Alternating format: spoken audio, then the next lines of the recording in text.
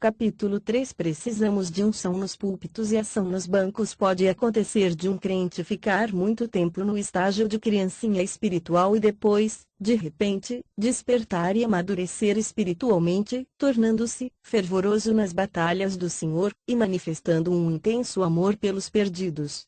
Existe uma explicação para isso, mas nós nos achamos tão abaixo do padrão normal do cristianismo neotestamentário que o normal nos parece anormal. O segredo da transformação a que me referi acima é que houve um momento em que essa pessoa lutou com Deus, como Jacó, e saiu da luta esvaziado do seu ego, mas fortalecido com poder, mediante o seu espírito. Para se ter uma vida vitoriosa, dois elementos são indispensáveis: visão e fervor. Sabemos de homens que lutam contra fortíssimas oposições da crítica carnal humana, e tomam de assalto os picos pedregosos do território inimigo, tão somente para fincar a cruz de Cristo em lugares onde habita a crueldade. Por quê? Porque tiveram uma visão, e se encheram de intenso fervor. Alguém já advertiu que não devemos estar tão envolvidos com o céu a ponto de sermos totalmente inúteis na terra. Se há um problema que esta geração não enfrenta é esse. A verdade nua e crua é que estamos tão envolvidos com a terra que não temos nenhuma utilidade para o reino dos céus. E irmãos, se fôssemos tão eficientes na tarefa de enriquecer nossa alma quanto somos na de cuidar de nossos interesses pessoais, constituiríamos uma ameaça para o diabo. Mas se fôssemos ineficientes no cuidado de nossos interesses como somos nas questões espirituais, estaríamos mendigando. Alguns anos atrás, Jorge de Aquin ensinou-me uma verdade usando um argumento bastante lógico. Ter visão sem missão, torna-nos visionários; ter missão sem visão, leva-nos a trabalhar demais; ter visão e missão faz de nós missionários. E é mesmo. Isaías teve uma visão no ano da morte do rei Uzias. Talvez haja alguém à nossa frente, impedindo que tenhamos uma visão ampla de Deus. O preço a ser pago pelo crescimento espiritual é bastante elevado, e, às vezes, doloroso também. Você estaria preparado para ter uma visão a esse preço, a perda de um amigo ou de sua carreira? E para essa transformação de alma não se oferecem descontos especiais. Se alguém deseja apenas ser salvo, santificado e só, não há lugar para ele nas fileiras do Senhor. Isaías teve uma visão em 3 dimensões. Vejamos Isaías 6, versículos 1 a 9. Seu olhar se dirigiu para o alto, viu o Senhor; para dentro de si, viu a si mesmo; e para fora, viu o mundo. Sua visão tinha altura, viu o Senhor alto e sublime; profundidade, viu as profundezas de seu coração; e largura, viu o mundo. Foi uma visão da santidade. Ó amados, como nossa geração precisa ter uma visão de Deus em toda a sua santidade. E foi uma visão da iniquidade, estou perdido, de lábios impuros. E foi uma visão do desalento divino, implícito nas palavras: quem há de ir por nós? E nesta hora em que vivemos, quando a média das igrejas está mais envolvida com promoções do que com orações, incentiva mais a competição, e se esquece da consagração, e substitui a propagação do Evangelho pela autopromoção, é imperativo que tenhamos essa visão tríplice. Não havendo profecia, o povo se corrompe. PV 29:18. E não havendo paixão pelas almas, a igreja perece, mesmo que esteja lotada dominicalmente. Certo pregador, conhecido no mundo inteiro, e que tem sido poderosamente usado por Deus nos últimos anos para promover avivamentos, que são bem diferentes de cruzadas de evangelismo em massa, contou-me que também teve uma visão semelhante. Ainda me recordo da expressão de temor com que me falou que não sabia ao certo se estava tendo uma visão ou um sonho, se estava no corpo ou fora dele.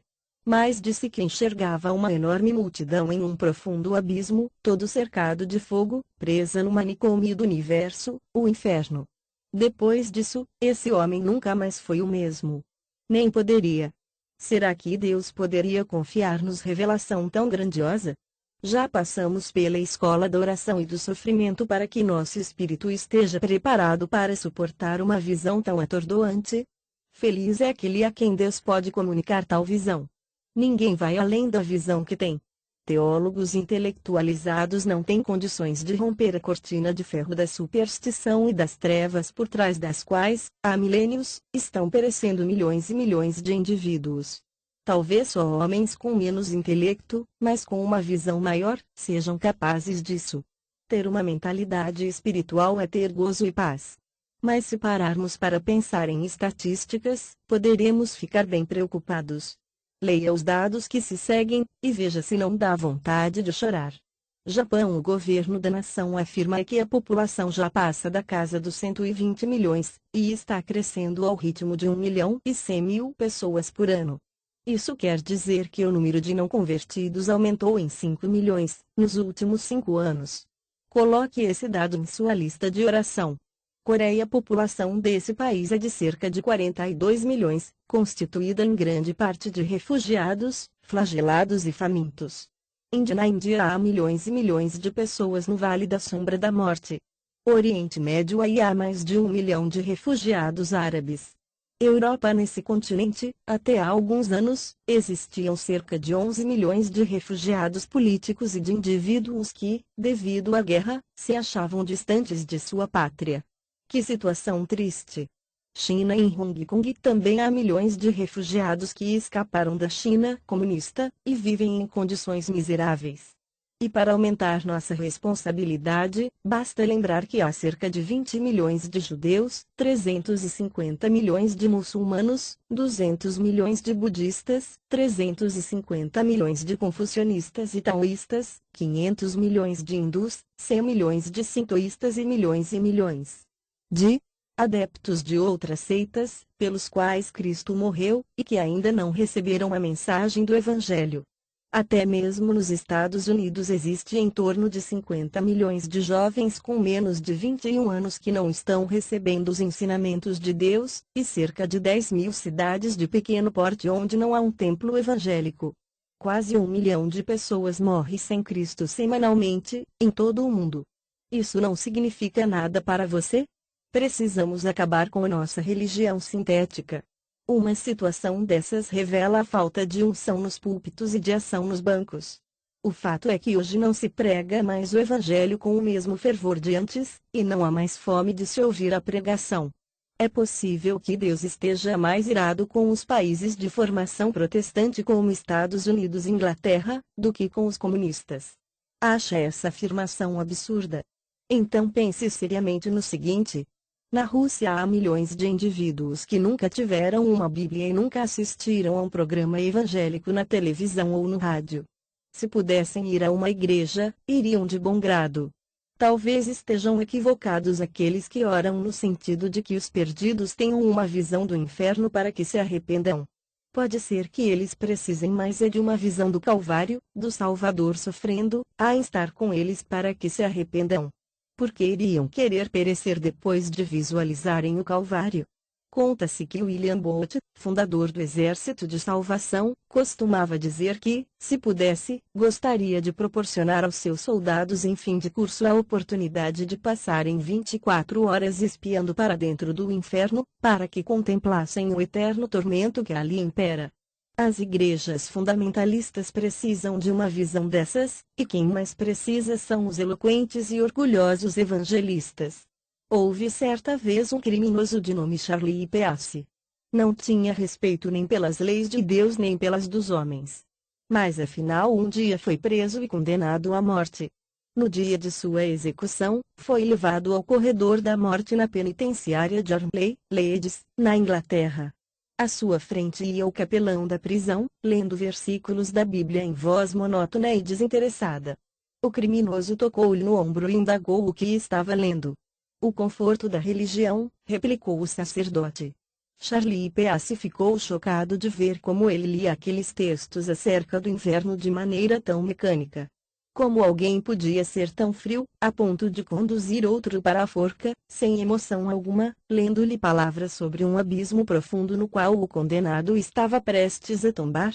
Será que aquele pregador cria de fato que existe fogo eterno, que arde incessantemente, e nunca consome suas vítimas, já que lia tudo sem ao menos estremecer?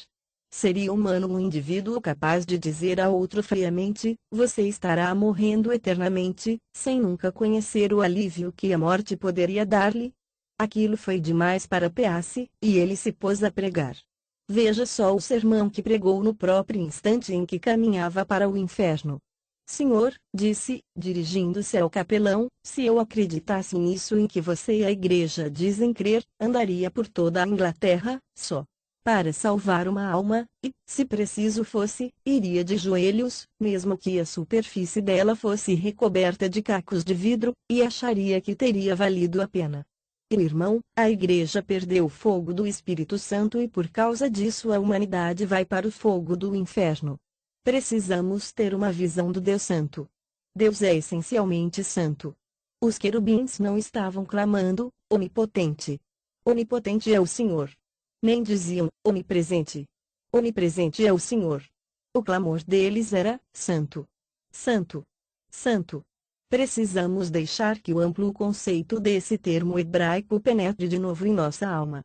Se faço a minha cama no mais profundo abismo, lá estás também, se tomo as asas da alvorada ele está lá.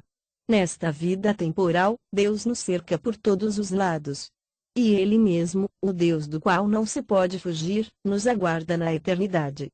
É melhor procurarmos ter paz com Ele aqui, e nos posicionarmos no centro de Sua vontade agora. Um bom estímulo para nossa alma seria permanecermos trementes na presença desse Deus Santo, todos os dias, antes de sairmos para o trabalho. Aquele que teme a Deus, não teme os homens. O que se ajoelha diante de Deus, não se curva em nenhuma situação. Se tivéssemos diariamente uma visão desse Deus Santo, iríamos sentir-nos deslumbrados diante de sua onipresença, extasiados ante sua onipotência, silenciosos diante de sua onisciência e quebrantados diante de sua santidade. E a santidade dele se tornaria nossa. A maior vergonha de nossos dias é que a santidade que ensinamos é anulada pela impiedade de nosso viver. Um pastor de vida santa torna-se um instrumento poderosíssimo nas mãos de Deus, disse Robert Murray M'Cheyne. Antes de Isaías passar pela experiência descrita no capítulo 6 de seu livro, ele proferiu uma série de ideais para diversas pessoas. Mas, naquele momento, ele viu a si mesmo e disse, ai de mim. Sou eu mesmo, Senhor, quem está precisando de oração, diz um hino negro espiritual. E como isso é verdade? Será que não há quadros com imagens impuras pendurados nas paredes de nossa mente? Não haverá alguma impureza escondida em algum cantinho de nosso coração? Será que poderíamos convidar o Espírito Santo para caminhar conosco de mãos dadas, pelos corredores dele? Não haverá em nós intenções ocultas, motivações secretas e quartos fechados cheios de toda sorte de impurezas, a controlar nossa alma? Em cada um de nós existem três pessoas, a que nós achamos que somos, a que os outros pensam que somos, e a que Deus sabe que somos. Literalmente somos muito condescendentes com nós mesmos, e por demais rigorosos com os outros, a não ser quando estamos buscando intensamente a verdadeira vitória espiritual. O eu ama o eu, embora se diga a respeito de São Geraldo Magela que, pela graça de Deus, ele amava todas as pessoas, menos Geraldo Magela. Que belo exemplo para nós! Mas, na maioria das vezes, escondemos de nós mesmos nosso verdadeiro ser, para que não fiquemos enojados ante a realidade. Vamos pedir a Deus que seu penetrante olhar localize esse corrupto, impuro e mal-cheiroso ego, para que ele seja arrancado de nós e crucificado com ele, para que não sirvamos o pecado como escravos. RM 6:6. Não adianta dar outros nomes ao pecado, continua sendo pecado. Algumas pessoas se justificam assim, aquele sujeito ali tem um gênio dos diabos. O que eu tenho é ira justa. Ela é supersensível, mas eu sou irritável porque tenho problemas de nervos. Ele é ambicioso demais, eu estou apenas ampliando os negócios. Que sujeito mais teimoso. Eu tenho convicções firmes. Ela é muito orgulhosa, eu tenho gosto muito apurado. É muito fácil encontrar-se justificativas para todos os tipos de pecados, é só querer. Mas quando o Espírito Santo nos sonda o coração e conhece o que vai em nós, não passa a mão em nossa cabeça nem tampouco nos lesa. Perguntou-lhe, ao cego, Jesus, que queres que eu te faça? Respondeu o cego, mestre, que eu torne a ver. MC 10:51. Vamos nós também pedir visão a Deus, uma visão para o alto, para dentro de nós e para fora. Assim como aconteceu com Isaías, ao olharmos para o alto, veremos o Senhor em toda a sua santidade, ao olharmos para dentro de nós, iremos ver-nos exatamente como somos e enxergaremos nossa necessidade de purificação e poder, e ao olharmos para fora veremos um mundo que está perecendo sem o conhecimento do Salvador. Sonda-me, ó Deus, e conhece o meu coração, prova-me e conhece os meus pensamentos, vê se há em mim algum caminho mau, e guia-me pelo caminho eterno. SL 139, 23, 24. Só então teremos unção nos púlpitos e ação nos bancos. Será que em nossos dias não estamos confiando demais no braço de carne? Por que será que não podemos presenciar as mesmas maravilhas que ocorreram no passado? Os olhos do Senhor não passam mais por toda a terra para mostrar-se forte para com aqueles que confiam totalmente nele? Ah, que Deus me conceda uma fé mais prática. Onde está o Senhor, o Deus de Elias? Está esperando que Elias clame por ele. James Gilmour, da Mongólia. Reconhecemos o valor da oração devido aos esforços que os espíritos malignos fazem para nos perturbar quando estamos orando, e conhecemos experimentalmente o fruto da oração quando vemos a derrota desses nossos inimigos. S. João Clímaco. Quando buscamos a Deus em oração, o diabo sabe que estamos querendo mais poder para lutar contra ele, e por isso procura lançar contra nós toda a oposição que é circunflexo capaz de regimentar. R. Cibes. Busquei entre eles um homem. Ezequiel 22, 30. Elias era homem. Tiago 5, 17.